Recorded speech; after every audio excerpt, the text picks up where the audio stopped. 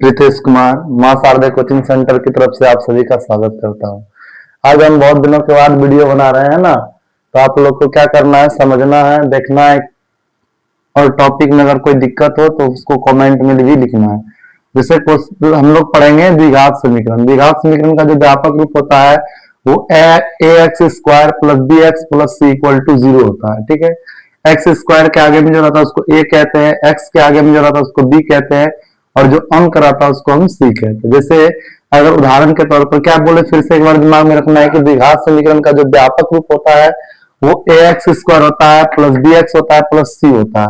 यानी x square के आगे में जो होता है उसको ए कहते हैं, एक्स के आगे में जो होता है उसको बी कहते हैं और जो अंक रहता है उसको हम सी कहते हैं। उदाहरण के तौर पर अगर हम कुछ बात करें तो यहाँ देखिए उदाहरण लिए हैं, इसमें हमको ए बी और सी फाइंड करना है। जैसे फर्स्ट क्वेश्चन में अगर बात करें, ये फर्स्ट क्वेश्चन है, इसमें बात करें तो ए के जगह पे एक्स, हम क्या बोले कि एक्स स्क्वायर के आगे में जो रहता है उसको ए कहते हैं। यहाँ एक्स के स्क्वायर के आगे में 9 है तो ए के जगह 9 हो गया। बी किसको कहते हैं, तो जो एक्स के आगे में होता है उसे बी कहते हैं। तो यहाँ एक्स के आगे में -7 है तो बी की जगह -7 ले लिए। और सी किसको कहते हैं, जो अंक होता है, तो इसमें अंक क्या है, -5, तो आंसर हो गया क्या, -5 सी की जगह पे। उसी तरह अगर यहाँ बात करें तो देखिए गौर से ए किसको कहते हैं, जो एक्स स्क्वायर के आगे में, तो एक्स स्क्वायर के आगे में क्या है, 7 है तो ए की जगह 7 हो गया। बी की जगह भी देखिए तो गौर से एक्स के आगे में जो रहता है उसको बी कहते हैं, या एक्स के आगे में -7 है तो -7 हो गया, एक्स का गुणांक जो हो गया। और जो अंक होता है उसको हम सी कहते हैं, तो अंक क्या है यहाँ -8, तो -8 हो गया। उसी तरह अगर यहाँ बात करें तो ए कितना हो गया, 3 हो गया। बी कितना हो गया, एक्स के आगे में कितना है, 5 है तो 5 हो गया। सी के बारे में बात करें तो कितना हो गया, 8 हो गया। समझ में आया होगा। अगर यहाँ बात करें ए बी और सी तीनों फाइंड करते हैं, देखिए क्या है, एक्स स्क्वायर के आगे में जो होता है उसको ए कहते हैं, या एक्स स्क्वायर के आगे में 5 है तो 5 दे दिए। एक्स के आगे में जो होता है उसको बी कहते हैं, एक्स के आगे में क्या है, -2 है तो बी की जगह -2 हो गया। और जो अंक होता है उसको सी कहते हैं, तो कहीं अंक इस बार में नहीं है तो क्या लेना है, 0 लेना है। समझ में आ गया होगा। फिर उस तरह अगर उसी तरह एक और उदाहरण देते हैं, ये दिए हैं, इसको मिटा करके दे रहे हैं। जैसे क्या, अगर मान के चलिए 9x स्क्वायर -5 है इक्वल टू 0, तो इसमें ए बी और सी फाइंड करना है। तो देखिए एक्स स्क्वायर के आगे में होता है उसको ए कहते हैं, एक्स स्क्वायर के आगे में 9 है तो ए की जगह 9 हो गया। एक्स के आगे में जो रहता है उसको बी कहते हैं, यहाँ देखिए तो एक्स है कहीं नहीं है तो बी की जगह पे क्या लिखना होगा, 0। ठीक है, और अंक वाले को सी कहते थे, अंक वाला क्या है, -5, तो सी की जगह -5। तो हमको उम्मीद है कि आप लोग व्यापक रूप से समझ लिए होंगे ए और बी और सी का मान कैसे ज्ञात किया था। ठीक है, अब उसके बाद अगर हम मूलों की प्रकृति के बारे में बात करें, यहाँ देखिएगा उदाहरण को हम मिटा देते हैं। अगर मूलों की प्रकृति के बारे में बात करें तो मूलों की प्रकृति ज्ञात करने के लिए 10th में क्वेश्चन आता है। तो इसके लिए सबसे पहले हमें विवेचक निकालने आना चाहिए। विवेचक का जो सूत्र होता है वो डी बराबर है ना, विवेचक को डी से सूचित करते हैं, डी बराबर होता है बी स्क्वायर -4ac। अब आप लोग भली भांति जान रहे होंगे कि बी का मतलब क्या होता है, जो एक्स के आगे में होता है। जैसे यहाँ बी लिखे थे, बी 5 है, ठीक है, माइनस है तो माइनस हो जाएगा, 4 है तो 4 होगा। ए के बारे में आप लोग जानते होंगे एक्स स्क्वायर का गुणक है। सी के बारे में जो अचर पद है, जो हम लोग अंक बोले थे, वही हो जाएगा। तो मूलों की प्रकृति निकालने के लिए हमको विवेचक आना चाहिए। तो मूलों की प्रकृति जो होता है वो 3 तरह से देखा जाता है। पहला, यदि अगर हम डी निकाल रहे हैं और डी का मान 0 से बड़ा हो जाए तो मूल कैसा होगा, वास्तविक और असमान। याद रखिएगा, डी का मान अगर 0 से बड़ा हो जाए तो मूल वास्तविक और कैसा होगा, असमान होगा। ठीक है, अर्थात डी का मान पॉजिटिव अगर आ जाए, जैसे हो जाए 5 आ जाए, 10 आ जाए, 15 आ जाए, 25 आ जाए, 400 आ जाए, तो यानी पॉजिटिव नंबर कोई भी आ जाए, उसके आगे प्लस सुपर है तो पॉजिटिव नंबर कोई भी आ जाए तो सीधा सा आंसर दे देना वास्तविक और असमान होगा। ठीक है, अगर यदि अगर हम बोले डी का मान 0 के बराबर हो तो मूल वास्तविक तो होगा, ठीक है, लेकिन समान होगा, इक्वल होगा, दोनों या तो करके जब निकालिए तो इधर भी और इधर भी दोनों बराबर होगा। ठीक, अगला देखिए क्या है, यदि डी का मान 0 से छोटा हो जाए, यानी डी जो हो वो नेगेटिव आ जाए, नेगेटिव आ जाए। जैसे अगर हम डी निकाल रहे हैं, डी की जगह -5 आ जाए, डी की जगह -15 आ जाए, डी की जगह -200 आ जाए, तो अगर नेगेटिव का डी का वैल्यू आया था तो इससे मूल क्या होगा, अवास्तविक होगा। तो आशा करते ये भी आपको समझ में आया होगा। मूलों की प्रकृति को समझने में कोई दिक्कत नहीं, पहले हम डी निकाल देंगे, डी से ही पता चलेगा। डी का मान पॉजिटिव आ रहा है तो समझ जाएंगे मूल वास्तविक और असमान है। अगर डी निकाले और वो 0 के इक्वल आ गया तो मूल कैसा होगा, वास्तविक और समान होगा। यदि डी का मान 0 से छोटा हो जाए, नेगेटिव आ जाए, तो मूल कैसा होगा, अवास्तविक होगा। माइनस में आ गया तो अवास्तविक दे देंगे, प्लस में आ गया तो वास्तविक और समान दे देंगे। अगर डी 0 आ जाएगा तो वास्तविक और समान देंगे, सॉरी, अगर पॉजिटिव में आ जाए वास्तविक और असमान देना है, ठीक है। अगर डी बराबर 0 आ जाए तो वास्तविक और समान देना है। क्लियर, फिर से एक बार समझिए, अगर डी प्लस में आ जाए, ठीक है, तो वास्तविक और असमान। अगर डी बराबर 0 हो जाए तो वास्तविक और समान, और डी अगर नेगेटिव में माइनस में आ जाए तो समझ जाना है मूल कैसा होगा, अवास्तविक होगा। जैसे यहाँ हम विवेचक निकालने पहले सीखते हैं। निम्नलिखित का विवेचक ज्ञात करें। तो सबसे पहले हम इधर जगह नहीं है इसलिए हम लिख रहे हैं इधर ए की जगह कितना बताइए, तो 3, ठीक है। अगर बी की जगह बात करेंगे तो कितना बताइए, एक्स के आगे हम जो रहता है उसको बी कहते हैं, हम तुरंत बताए थे। तो बी की जगह कितना हो गया बताइए, तो 2, ठीक है।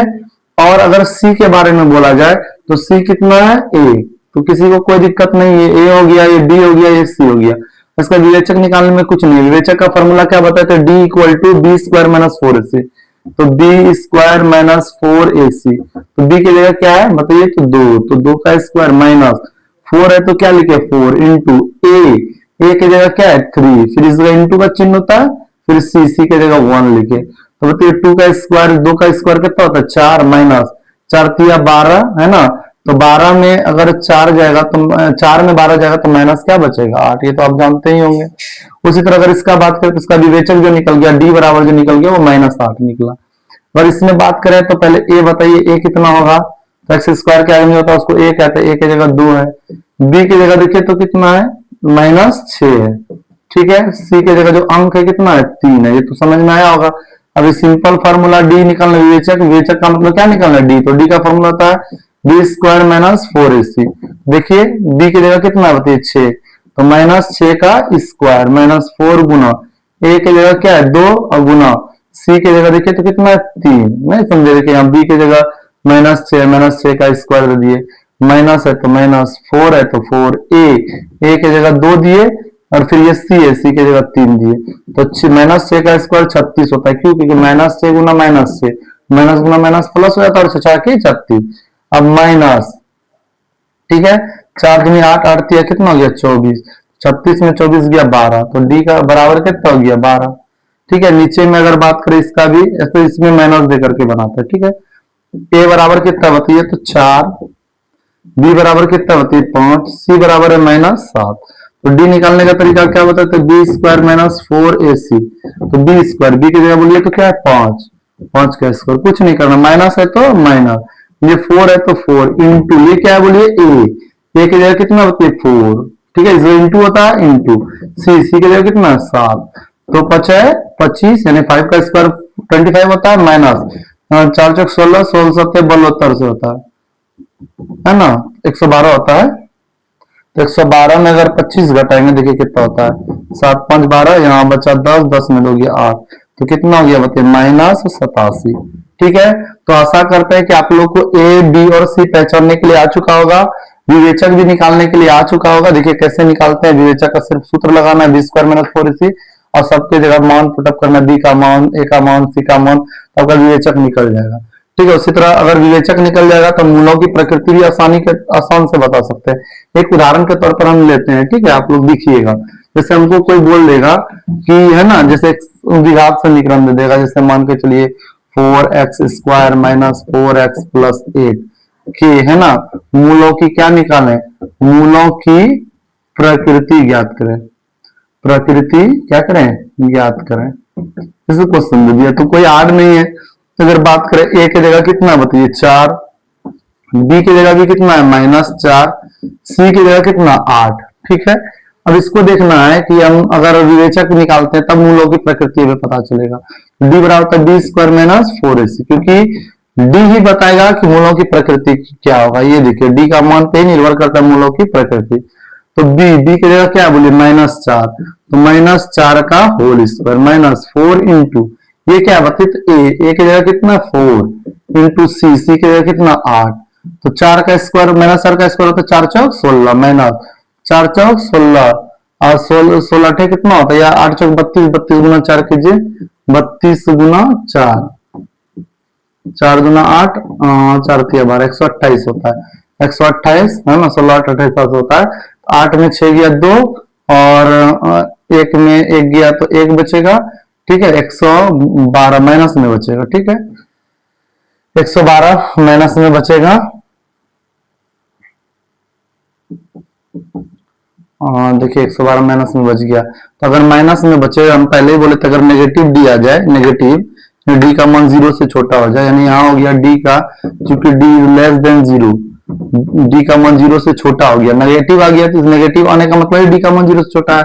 अतः मेरा मूल कैसा होगा, देखिए नेगेटिव में हम बताए थे, नेगेटिव अगर आ जाए तो डी का मान 0 से छोटा हो गया, तो मूल कैसा होगा, अवास्तविक होगा।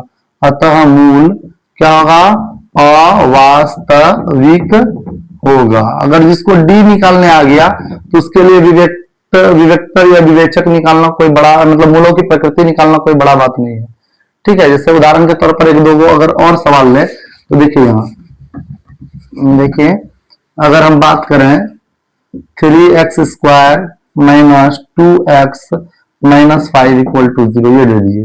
इससे बताइए a कितना, एकदम डिटेल से इस बार समझिएगा, a 3 है, ठीक है, b कितना बताइए, तो b बराबर -2 है, c बराबर कितना -5 है, तो सबसे पहले d निकालते हैं। तो d जो होता है, d इक्वल टू होता है b स्क्वायर माइनस 4ac, क्योंकि ये d ही मूलों का निर्धारण करेगा। तो b की जगह क्या है बोलिए, -2 का स्क्वायर -4 गुना a की जगह कितना 3, और गुना c की जगह बोलिए -5, ठीक है। तो -2 का स्क्वायर कितना होता है 4, अभी तुरंत बताए, तो माइनस गुना माइनस प्लस हो जाता है, माइनस गुना माइनस यहाँ भी क्या जाएगा प्लस, 4 तिया 12, 12 पंचे 60, 60 और 4 64, तो बताइए प्लस में आया या माइनस में, तो प्लस में आया। तो देखिए हम प्लस वाला कंडीशन बताए थे, प्लस वाला यही प्लस वाला कंडीशन है। डी का मान 0 से क्या हो गया, बड़ा हो गया, 64 0 से क्या है, बड़ा है, तो चूंकि डी का मान 0 से बड़ा है ना, बड़ा है, अतः जो मेरा मूल होगा वो मूल कैसा होगा बताइए, जब डी का मान 0 से बड़ा होगा तो मूल कैसा होगा बताइए, वास्तविक, वास्तविक और क्या होगा बताइए, तो वास्तविक और असमान होगा। तो आशा करते हैं कि आप लोग समझ गए होंगे। डी निकाल करके देखना, अगर डी का मान प्लस में आ जाए, जैसे अभी आया ये, इसका मतलब है मूल वास्तविक और असमान होगा। अगर डी बराबर 0 आ जाए तो वो वास्तविक और समान हो जाएगा। जैसे डी का मान निकाले और नेगेटिव में आ गया, यानी डी का मान 0 से छोटा हो गया, जैसे यहाँ देखिए डी का मान निकाले -112 आ गया, यानी ये 0 से क्या है, छोटा है, तो मूल कैसा होगा, अवास्तविक होगा। तो आशा करते हैं कि आप लोग द्विघात समीकरण के लिए है ना विवेक्तर या विवेचक निकालने सीख गए होंगे, और मूलों की प्रकृति भी सीख गए होंगे। अगर हमारा वीडियो पसंद आए तो इस चैनल को लाइक और सब्सक्राइब करें, है ना, आगे बढ़ाए, ताकि है ना हम बड़ा परिवार बना सके एवं है ना अपने चैनल को ग्रो कर सके। ठीक है, धन्यवाद।